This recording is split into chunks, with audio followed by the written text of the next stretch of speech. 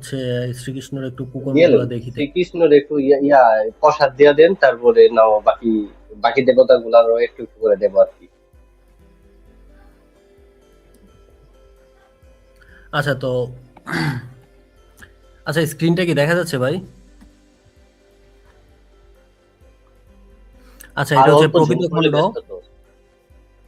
আচ্ছা, এটা হচ্ছে প্রকৃত খণ্ড, এখানে হচ্ছে শ্লোক। এটা হচ্ছে অধ্যায় 40, পেজ তো দেওয়াই আছে। তো এখানে হচ্ছে শ্লোক হচ্ছে 36 থেকে 40।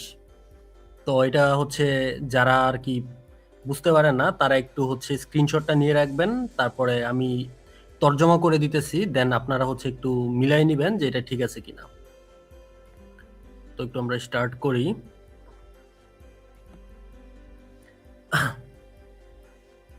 আচ্ছা, শ্লোক তো মনে হয় অলরেডি দেওয়া হয়েছে, তো আমি একটু তর্জমার স্ক্রিনটাই নিয়ে আসি, এটাই মনে হয় বেটার হয়, কি বলেন ভাই?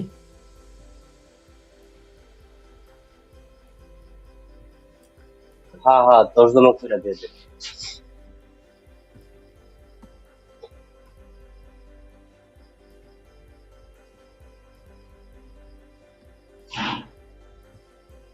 কৃষ্ণের তো লীলা তো মেলা, তার মধ্যে আমার সবচেয়ে ভালো লাগে মামির যে লীলাটা ওইটা। তো কৃষ্ণ মামি আচ্ছা, কোথায়? এটা হচ্ছে শ্লোক 36, দেখা যাচ্ছে ভাই? হ্যাঁ হ্যাঁ, দেখা যাচ্ছে দেখা যাচ্ছে। আচ্ছা, তো আমি একটু বড় করে দেই। আচ্ছা, এটা হচ্ছে 36 নম্বর শ্লোকে যেটা বলা আছে যে পূর্বে বৃন্দাবনের বনে তোমাকে কৃষ্ণের সাথে আলিঙ্গন অবস্থায় রাধা দেখে ফেলেছিলেন। সেই রাধার অভিশাপেই তুমি গোলক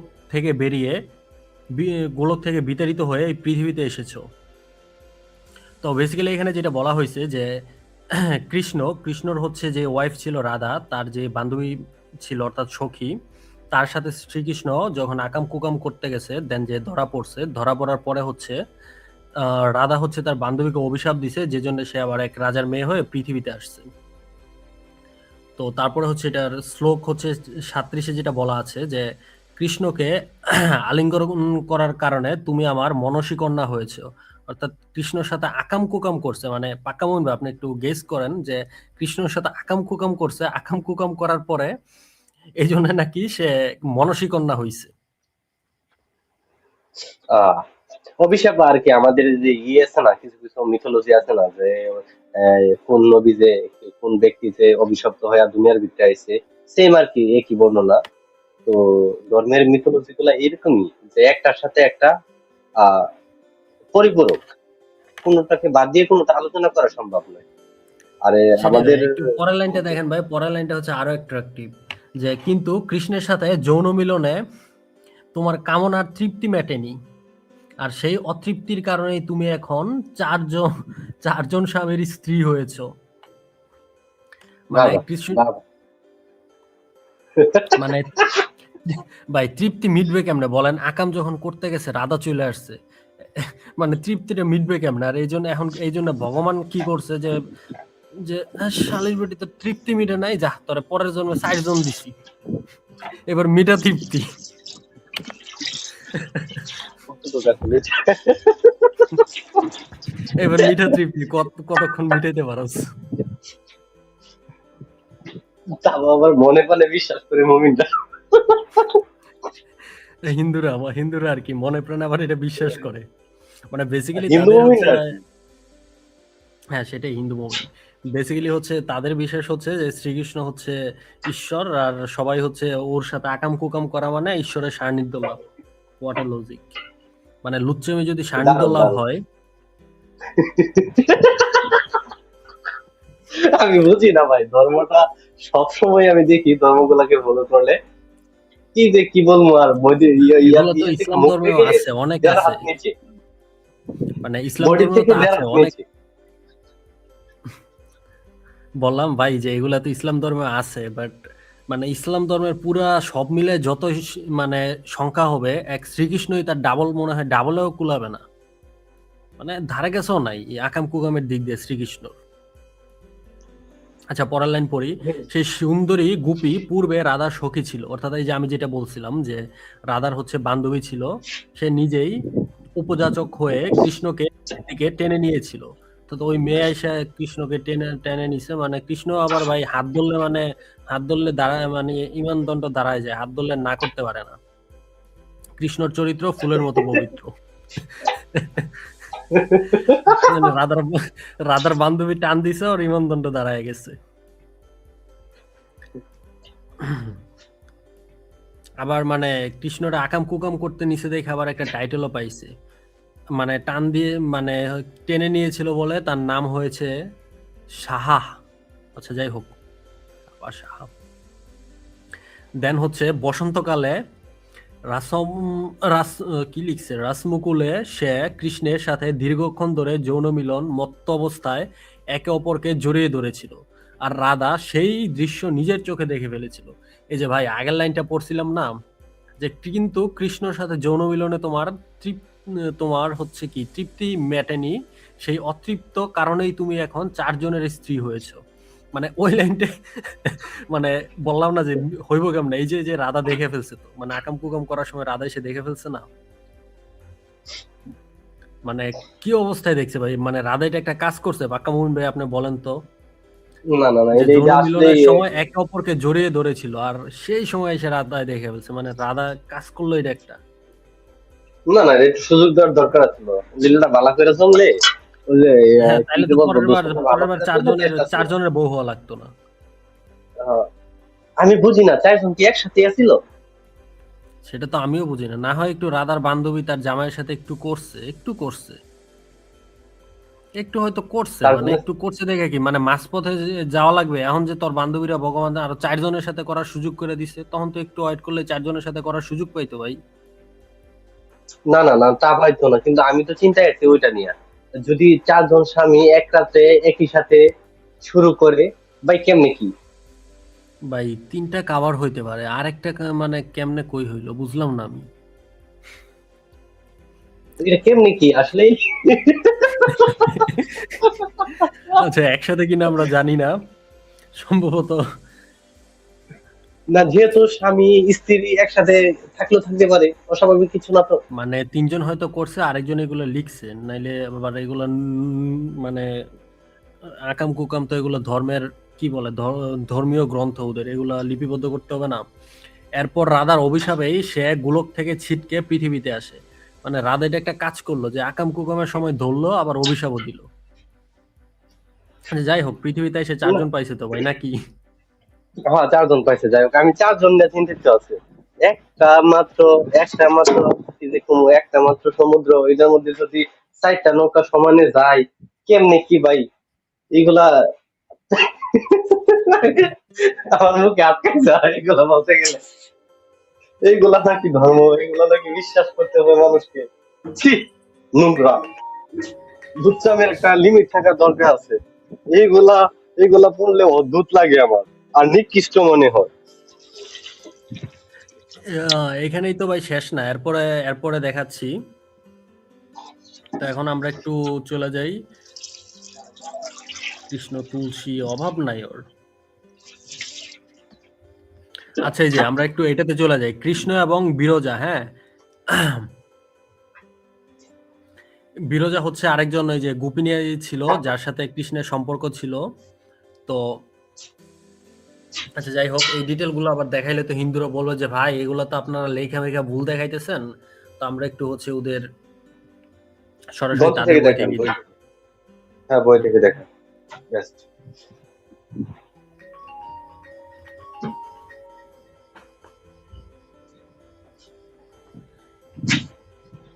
আচ্ছা, তো আপনি একটু কথা বলেন, আমি একটু বইটা স্ক্রিনে নিয়ে এসেছি। হ্যাঁ, কিন্তু হিন্দু ধর্মের সবচেয়ে মজার দৃশ্য আমার কাছে মনে হয় ওই যে রাধা কৃষ্ণ, ওই রাধা তো ছিল কৃষ্ণের মামি। ওই মামির সাথে যে কিছু কিছু তো হিন্দু মুনিদের মুখ থেকে আমি শুনছি যে সাপ হয়ে নাকি খেলাধুলা করছে আর কি। তো খেলাধুলা বলতে আর কি যা করে আর কি, মানুষ তাই করছে এখানে সাপ ভাই হয়ে। বেসিক ব্যাপারটা হচ্ছে রাধা হচ্ছে আসলে একটা বোকাচোদা মেয়ে, মানে কৃষ্ণ মামিরে দেখে ওর ইমানদণ্ড দাঁড়ায় গেছে, ও তো আরেকজনের দেখে তো দাঁড়াইতেই পারে, এটা তো নর্মাল ব্যাপার, এটা তুই ভাই কম এর জন্য আরেক মেয়েরে তুই অভিশাপ দিয়ে দিবি। আচ্ছা যাই হোক, এটা হচ্ছে ব্রহ্মা বৈবর্ত ধৃতরাষ্ট্র পুরাণ, এটা হচ্ছে এটার হচ্ছে এই যে শ্রীকৃষ্ণর জন্মখণ্ড, এটা মনে হয় দ্বিতীয় অধ্যায়, আমি শিওর না, বাট দ্বিতীয় অধ্যায় আই থিঙ্ক। তো এটা থেকে আমরা একটু পড়ি। এটা সরাসরি এটা হচ্ছে বাংলা তর্জমা করা আছে, আমরা একটু এখান থেকে পড়ি। এটা শ্লোক 2-3। আচ্ছা, এই যে এখান থেকে একটু পড়ি। কোথায় গেল? এই যে, আর আপনাদের যার যার হচ্ছে দরকার আমি তো দেখাই দিলাম, বা স্ক্রিন শেয়ার হয়েছে? বলেন না কেন? না স্ক্রিন শেয়ার আসে হয়েছে নাই, পাকামুন আসছে ভাই? এখন আসছে। আচ্ছা আচ্ছা, তো আমি একটু আবার দেখাই দেই। এটা হচ্ছে ব্রহ্মা বৈবর্ত পুরাণ, এটা হচ্ছে শ্রীকৃষ্ণর জন্মখণ্ড, এটা সম্ভবত দ্বিতীয় অধ্যায়, আমি শিওর না, বাট দ্বিতীয় অধ্যায় মনে হয়।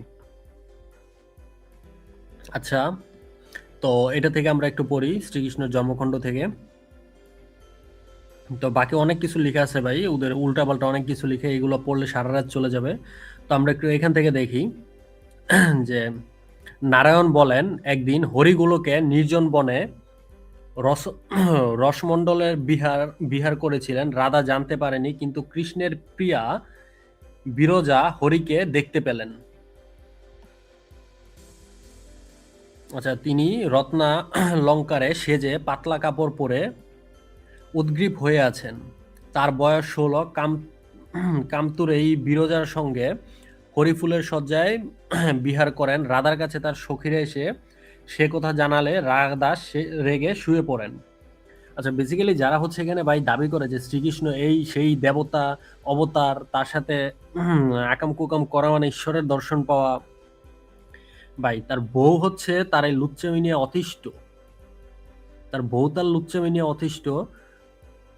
আর আপনারা মানে আর হচ্ছে হিন্দু ধর্মের লোকজন হচ্ছে তারা কোন কে, তারা বলতেছে না শ্রীকৃষ্ণ করছে ভালো করছে। আরে ভাই, ওর বেটার বউ হচ্ছে ওই বেটারে নিয়ে অতিষ্ঠ, যে ঠিক আছে আমি তোর মামি হয়ে তোর লগে বিশেষ করে বিয়ে করলাম, আর এখন তুই আমারে ভাল লাগে না, আরেক জায়গায় আকাম কুকাম করস। পাকা মুমিন ভাই, এটা নিয়ে একটু কিছু বলেন তো।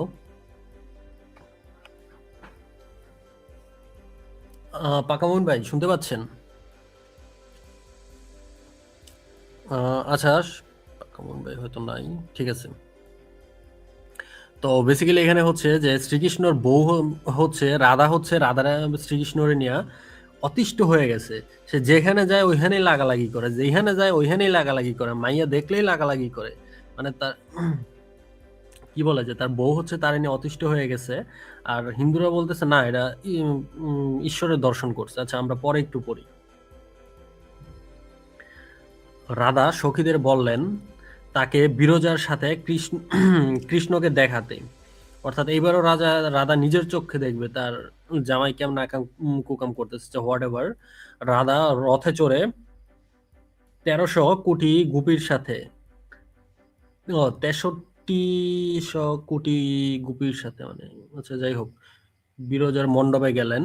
রত্ন বিছানা, পাত্র সমেত নদীর বেদিও কুসুমের মতো লাল। আচ্ছা যাই হোক, এটা ব্যাপার না। এরপরে যাওয়ার পরে কি হয়েছে সেটা দেখি। যে বিরজার মণ্ডপের দরজার গোড়ায় শ্রীকৃষ্ণের প্রিয় সখা শ্রীরামকে দেখলেন। রাধা তাকে দূর হতে বললেন, অর্থাৎ শ্রীকৃষ্ণের চামচা ছিল একটা, যাই হোক। রাধার সখীরা শ্রীরামকে জোর করে মণ্ডপের মধ্যে ঢুকিয়ে দিলেন। কৃষ্ণ বয়ে পালিয়ে যাবার ফলে, মানে কৃষ্ণ যখন দেখছে যে হায় হায় আজকে তো আমার বউ হাতে নাতে ধরে ফেলছে, মানে আকাম কুকাম করতেছে আর মাঝখানে চলে আসছে। যখন কৃষ্ণ দেখছে যে তার বউ একদম আজকে হাতে নাতে ধরে ফেলছে, কৃষ্ণ কি করছে যে এবার তো জুতার বাড়ি খাওয়া লাগবে, বেচারা গেছে পালায়া। এখন পালায় যাওয়ার পরে যেটা হয়েছে যে তার শরীর নদীতে পরিণত হলো এবং নানা, আচ্ছা এটা কৃষ্ণর শরীর না, এটা হচ্ছে, আচ্ছা কৃষ্ণ বয়ে পালিয়ে যাওয়ার ফলে বিরজা দেহত্যাগ করলেন। মানে বিরজা হচ্ছে মারা গেছে, তার শরীর নদীতে পরিণত হলো, নানা রত্নের আকার হলো, সামথিং লাইক দ্যাট। যাই হোক, তারপরে বাকিটা আপনারা ইচ্ছা হইলে পড়ে নিয়েন, আমি তো দেখিয়ে দিলাম। এটা হচ্ছে ব্রহ্মা বৈবর্ত পুরাণ, শ্রীকৃষ্ণের জন্মখণ্ড, দ্বিতীয় অধ্যায়। তো শ্রীকৃষ্ণের লীলা খেলা তো আসলে এখানেই শেষ না, আরো দেখাবো।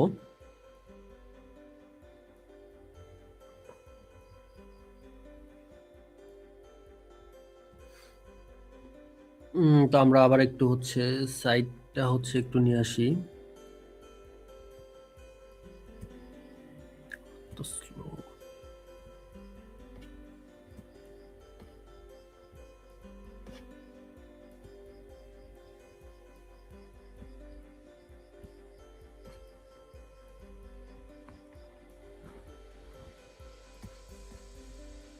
আচ্ছা, তো বিরজাটা তো আমরা দেখলাম, এখন পরে যাই কৃষ্ণ এবং তুলসী।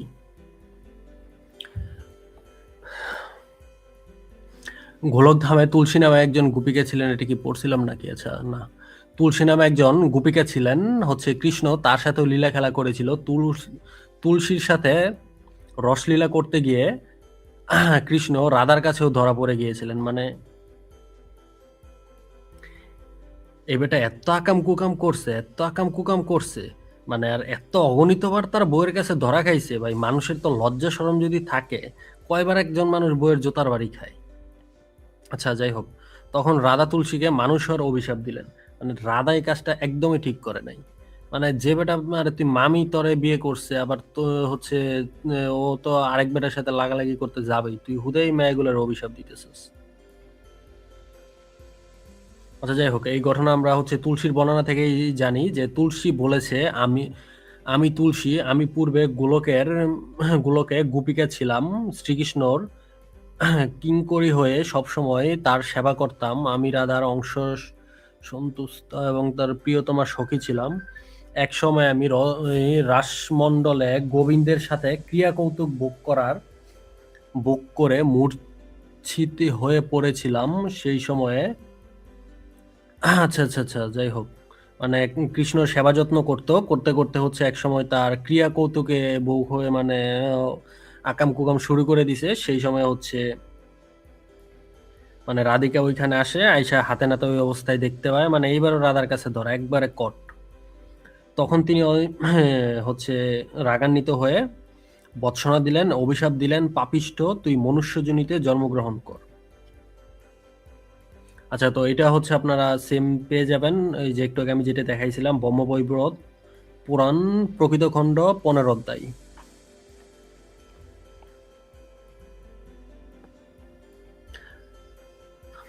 আচ্ছা পাক্কা মোমিন ভাই, আপনি কি শুনতে পাচ্ছেন? জি ভাই, আমি আমার স্ত্রীর ওর কথা বলতেছি। হ্যাঁ, একটু ব্যস্ত আচ্ছা ঠিক আছি। আছে ভাই, তো আজকে লাইভটা কন্টিনিউ করব না, আমারও একটু কাজ আছে। তো আজকে বেসিক্যালি শ্রীকৃষ্ণ লীলা খেলা একটু একটু দেখানোর জন্য আসছিলাম। তো এরপরে হচ্ছে আবার পরশুদিন হয়তো লাইভ করব। তো আজকে শেষ করে দিই, আপনি কিছু বলবেন লাস্ট?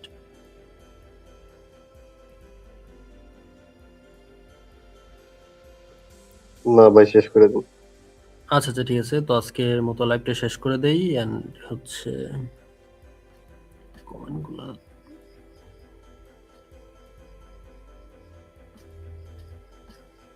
হোয়াটএভার, সবাই ভালো থাকবেন। অ্যান্ড যারা যারা যুক্ত হইতে চান, আজকে বেসিক্যালি স্টেজে কাউকে যুক্ত করি নাই, কারণ আজকে হচ্ছে শ্রীকৃষ্ণের ব্যাপারটাই তুলে ধরতে চাইছিলাম। তো আজকের মতো লাইভটা এখানে শেষ করে দিচ্ছি, দেখা হবে নেক্সট লাইভে।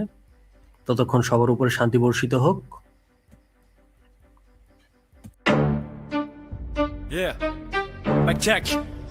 শোন শোন, তোদের জন্য এই জ্যাক, ধর্মে নামে ব্যবসা সব বাদ পারি ফ্যাক, মগজ ধোলাই ফ্যাক্টরি বন্ধ করে প্যাক। ওদের সাথে উঠে শুরু কথার বোমা বাজি, একটা সত্যি নাই সবটুকুই গল্পবাজি। পাবে লিখায় গোগ্রাসে মনে করে কত জান, আসলে তুই চুনা হাগা নাই কোনো হুশ জান। চুনা হাগা মমিন, টাইটেল তোর পারফেক্ট, যুক্তি বিজ্ঞানের নামে করিস শুধু ডিসরেসপেক্ট। লন্ডা বলাই জানি, কুরাল ঘোরা বলি, টিচার লাইনে মুখস্থ, মাথায় খালি ফোন দি ইসা কাহিনী বয়ং করি সাজগুবি সব রক। শুনাই পাবলিক সুবহান আল্লাহ বারে তোদের ঝপ, হঠাৎ কইরা ডাক্তার সাজস দিসপত আর রোগ নিয়া কালো জিরা গোচনাই নাকি ক্যান্সার যাই পলাই, আগে পিছে মিল নাই, খালি উড়া ধুরা বলি। তোদের জন্য এই সমাজ আজ কুসংস্কারে বন্দি। ও আজ সেজে উঠে শুরু কথার বোমা বাজি, একটা শক্তি নাই সবটুকুই গল্পবাজি। পাবে লিখায় গোগ্রাসে মনে করে কত জান, আসলে তুই চুনা হাগা নাই কোনো হুশ জান। চুনা হাগা মমিন, টাইটেল তোর পারফেক্ট, যুক্তি বিজ্ঞানের নামে করি শুধু ডিসরেসপেক্ট।